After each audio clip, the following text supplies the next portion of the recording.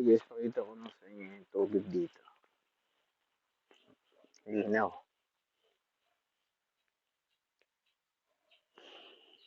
Malinaw yan.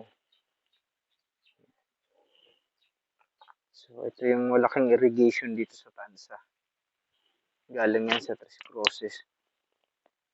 Puntahan natin yung pinagmulan ng tubig na yan. Let's go.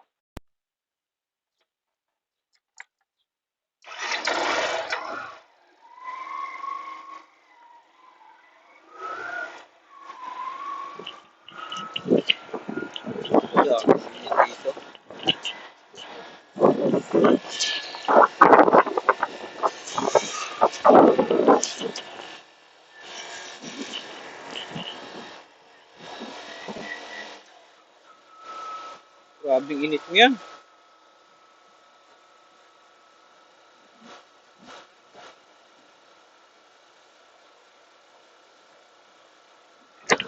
Nakakita natin yung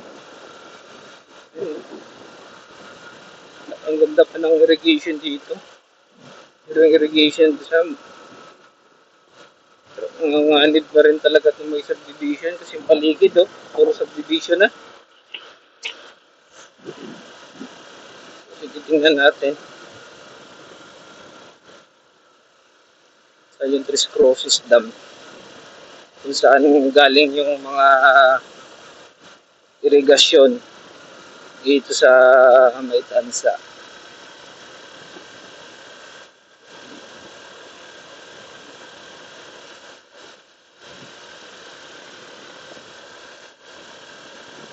Hopefully may tubig pa gawa ng summer ngayon.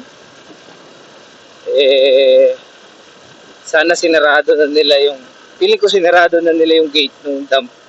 Kasi last time pumunta ako, ano yun, sarado. Bukas, so walang tubig, wala nakaimbak na tubig doon sa dam. Yung dam kasi hindi naman kalakihan talaga. So tingnan natin ngayon kung sarado yung gate o baka may mga naliligo na ngayon doon.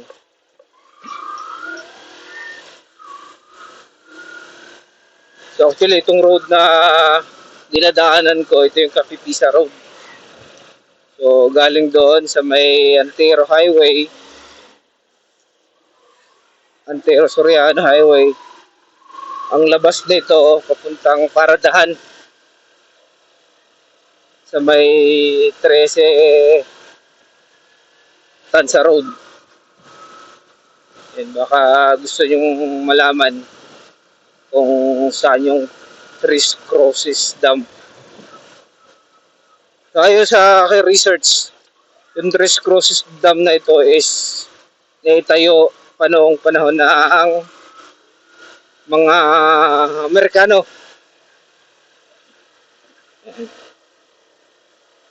Naitayo ito noong panahon ng Amerikano.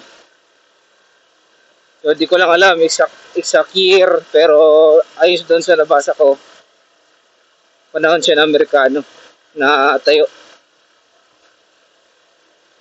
So ito na yung Barangay Tres Cruces, guys. Barangay Tres Cruces. Hindi naman siya kalakihan talaga.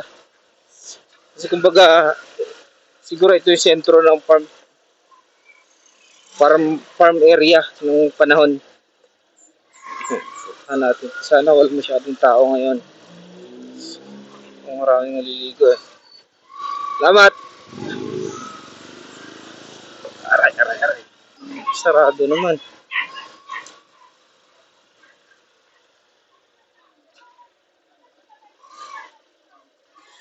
Walang tubig. Wala palang tubig ngayon.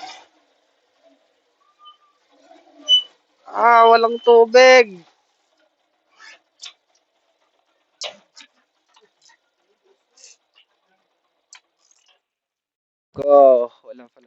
Wala pa rin palang tubig to. Yan. Bukas pa din yung gate. Yan. Guys, ito yung Tres Cruces Dam. Wala pa rin talagang tubig hanggang ngayon, oh. Pag tag-ulan to, grabe. Yan. Bakit nila binuksan yung gate? Pista yata. Ito. Yan. So wala siyang tubig ngayon. Summer.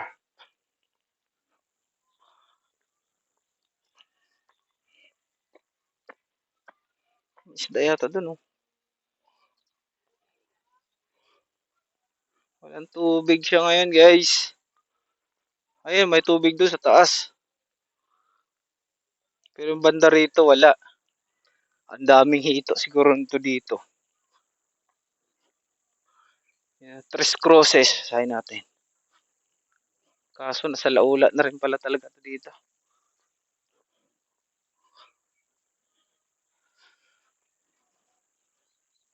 Tres Cruces River Irrigation, Tansa, Cavite.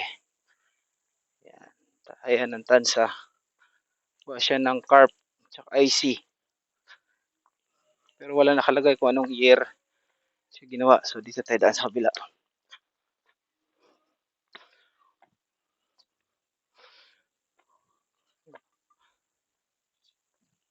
So, yung walang tubig ngayon, oh. Ayun. Bukas yung gate kasi. Andito yung gate, oh. Ayun yung gate. Ah.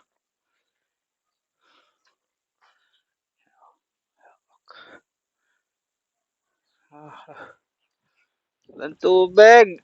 Ay, may isa na nga doon, oh.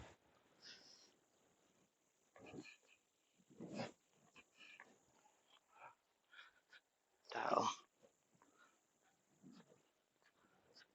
Ay, wala palang tubig ngayon, oh. Kasi ito yung main valve niya, oh. Yung mga gate. Ito mo naman kung gaano katagal na tong gate na to. Ano? Oh, ito yung gate ng ano, ng irrigation.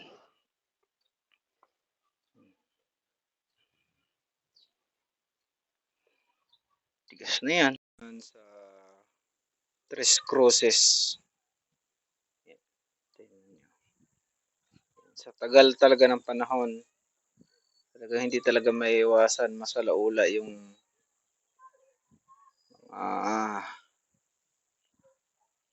kumbaga ano na to, landmark na to dito sa Tres Cruces. So, tayo naman yung pinag-vandalize, so ano pang nakalagay, oh. May titi pa.